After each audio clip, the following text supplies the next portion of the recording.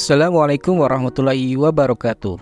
Kembali lagi dengan saya Santoso S, calon guru penggerak dari Kabupaten Batanghari, Provinsi Jambi. Di video kali ini, saya akan memaparkan kesimpulan dan refleksi pemikiran Ki Hajar Dewantara pada modul 1.1 koneksi antar materi. Pada dasarnya, pendidikan dan pengajaran tidaklah sama.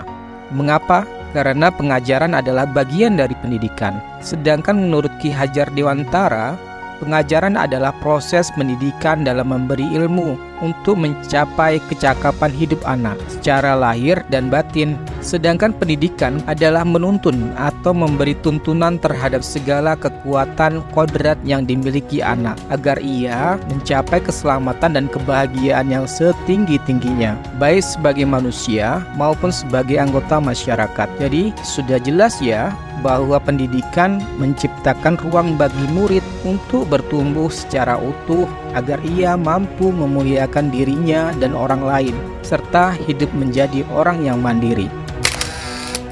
Pembelajaran yang saya lakukan hanya sebatas transfer materi pelajaran saja. Saya menganggap bahwa ketuntasan dalam menyampaikan materi jauh lebih penting daripada memahami karakteristik murid. Biasanya saya hanya melihat nilai murid dari aspek kognitif saja. Misalnya, ketika mereka sudah mampu mengerjakan soal dan penugasan atau asesmen yang saya berikan dan sudah mendapatkan nilai di atas KKM yang setelah saya tentukan, saya menganggap bahwa mereka sudah berhasil dalam pembelajaran saya. Selain itu, seringkali saya beranggapan bahwa murid hanya sebagai objek pembelajaran, sehingga pembelajaran saya selalu hanya berpusat pada guru, yang pada akhirnya saya sering merasa lelah sendiri karena belum menggunakan metode mengajar yang bervariatif dan menggunakan pembelajaran yang berpusat pada siswa. Sebelumnya saya tidak memperdulikan apakah murid sudah benar-benar paham dari apa yang saya ajarkan, mengingat materi yang saya ajarkan cukup padat di tiap semesternya. Saya pun hanya meminta murid saya untuk menghafal materi yang saya ajarkan tanpa memikirkan bagaimana cara agar materi tersebut dapat dipahami dengan seutuhnya. Sehingga saya pun sering merasa gagal dan mengeluh jika banyak murid yang tidak tuntas selama melakukan evaluasi pembelajaran.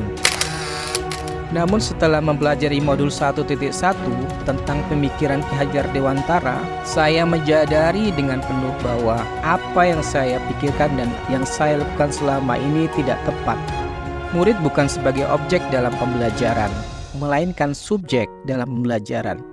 Artinya, murid memiliki kebebasan untuk berekspresi, mengemukakan pendapat dan berkreasi sesuai dengan metode atau model pembelajaran dengan media yang tepat. Guru harusnya sebagai fasilitator dalam pembelajaran. Guru pun harus ikhlas dan penuh kesabaran dengan segala ketulusan hati agar terwujud pembelajaran yang menyenangkan dan berpusat pada murid. Selain itu, saya juga mempelajari karakteristik murid, karena setiap anak dilahirkan dengan kelebihan dan kekurangannya masing-masing.